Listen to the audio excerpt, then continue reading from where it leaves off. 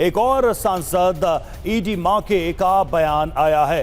राष्ट्रपति युद्ध की धमकी नहीं दे सकता है। अब तक 70 सांसदों ने महाभियोग की मांग की है ट्रंप के खिलाफ। तो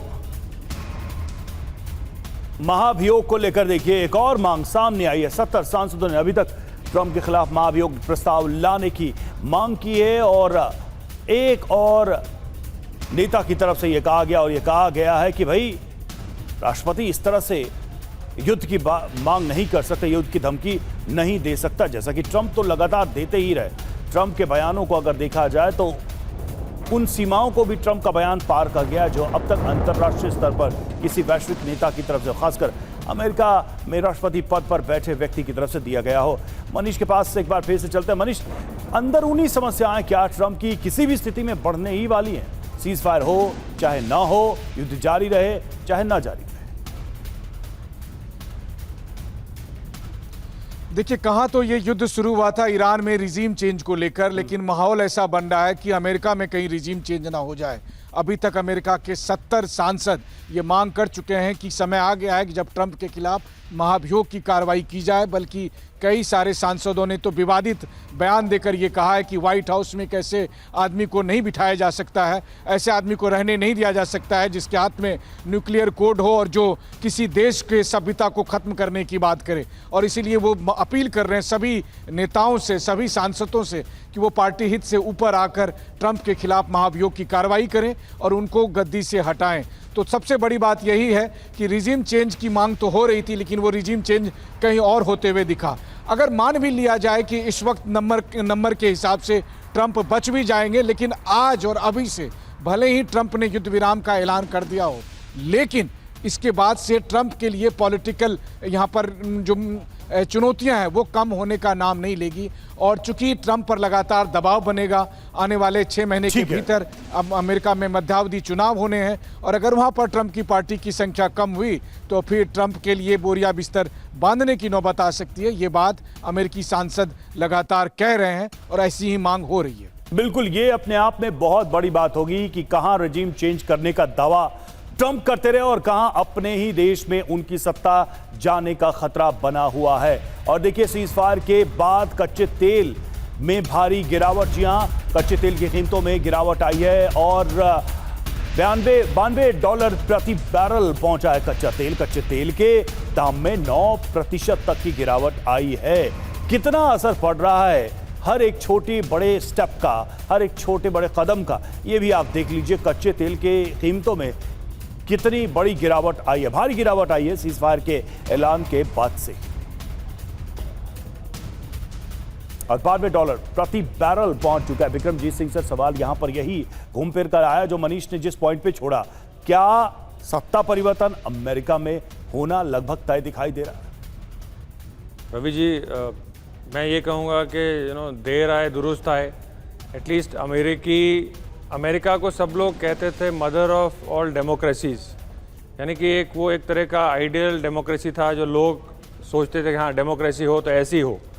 लेकिन उसके बावजूद एक तरह का वहाँ पे हमने पिछले इतने दिनों में, सालों में, जब से ट्रंप साहब एक ऑटोक्रेसी टाइप का देखा कि जो प्रेसिडेंट साहब जो चाह रहे थे वो कर रहे थे और उनकी पूरी की पूरी जो सेनेट थी या बाकी के जो मंत्री थे उनकी कहीं पे कोई आवाज़ ज़्यादा सुनाई नहीं दे रही थी। ये तो मैं इसलिए कहूँगा कि जो भी चाहे देर आए दुरुस्त है, अच्छी बात है कि एटलीस्ट अब अदर इंटरनल उनको प्रेशर पड़ रहा है जो उनके मतलब पॉलिटिकल सिस्टम के द्वारा। सर लेकिन यहाँ पर उनको थोड़ा सा एक चीज़ है सर कि जो भाषण दिया था ट्रंप ने, आपको भी याद होगा कुछ दिन पहले, उन्होंने कहा था कि भाई पहले के राष्ट्रपतियों ने ईरान की जो पॉलिसी अपनाई थी उसमें एक्शन नहीं लिया था, मैंने बस एक्शन लिया है, इसमें कार्रवाई की है।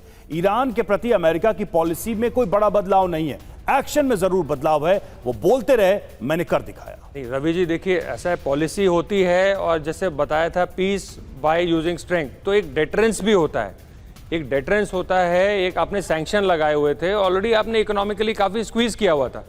तो आप देखिए वॉर का क्या है, एक इसमें एक कहावत है कि वॉर जो है वो डिसाइड होती है बुज़ुर्गों द्वारा, यानी कि सीनियर जो बूढ़े लोग होते हैं या जो ओल्ड लोग हैं वो लोग डिसाइड करते हैं और जवानों को भेज दिया जाता है वॉर में मरने के लिए। तो ये डिसीजन इसलिए एक बात होती है कि आप एक पॉलिटिकल प्रेशर, क्योंकि एक साइको ऑप्स यूज़ करते हैं, साइकोलॉजिकल ऑप्स यूज़ करते हैं, इन्फो ऑप्स करते हैं। ये नहीं कि आप वाकई जाके कार्रवाई कर दें और वो भी ऐसी कि पूरी दुनिया उसका खामियाजा भुगतती रहे। तो deterrence is also a form of insuring peace. ये नहीं कि आपको जाके पूरा अटैक ही करना है। और देखिए कितना नुकसान हुआ है पिछले 40 दिनों में। ईरान का जो हाल हुआ है वो तो सबको मालूम ही है, ज़्यादा वहाँ से कवरेज नहीं आ रहा है, लेकिन आप इमेजिन कर सकते हैं। वो बात सही है, लेकिन त्रिपाठी सर, न्यूक्लियर एनरिचमेंट की जो बातें थी, खबरें थी, वो ऐसा लग रहा है कि वो सही थी। मतलब अगर ईरान के पास न्यूक्लियर हथियार हो जाते तो ये पूरा डायनेमिक्स बदल जाता। कोई भी देश, अमेरिका हो, इजराइल हो, रूस की ही बात कर ले, रूस की भी शर्त यही है कि यूक्रेन के पास न्यूक्लियर हथियार ना हो। अगर उस लिहाज से देखें तो अपने इंटरेस्ट को, इंटरनेशनल नेशनल इंटरेस्ट को बचाने के लिए जो ग्राउंड बताया गया, उसमें कितनी सच्चाई दिखती है? और क्या एक वो बड़ा रीजन नहीं था कि अंततः अमेरिका ने इस जंग को छेड़ा? रवि देखिए, हम पिछले 3-4 सालों में देखें कि जो विश्व में घटनाक्रम हुए हैं उसमें कई देशों को ये लगा है कि न्यूक्लियर हमें हथियार हासिल करना चाहिए, कैपेबिलिटी हासिल करनी चाहिए। आप देखिए, पहला एग्जाम्पल लीजिए, सिर्फ किम के साथ नॉर्थ कोरिया में क्या हुआ। यही ट्रंप अपने पिछले प्रेसिडेंसी में 2-2 बार मीटिंग किए थे उसके साथ, लेकिन कुछ नहीं हासिल हो पाया और उसके खिलाफ कोई कार्रवाई नहीं कर पाए, क्योंकि उसने दिखा दिया कि वो जो है अपनी मिसाइल कैपेबिलिटी बढ़ा लिया और डिक्लेयर कर दिया है कि हमारे पास न्यूक्लियर वॉरहेड्स हैं, न्यूक्लियर पावर है। ईरान का जहाँ तक सवाल है, जो उनके सातों जो प्लांट हैं, ये न्यूक्लियर प्लांट जो वो कहते हैं कि पीसफुल पर्पजेज के लिए हैं, 60% उन्होंने हासिल कर लिया था 2024 में।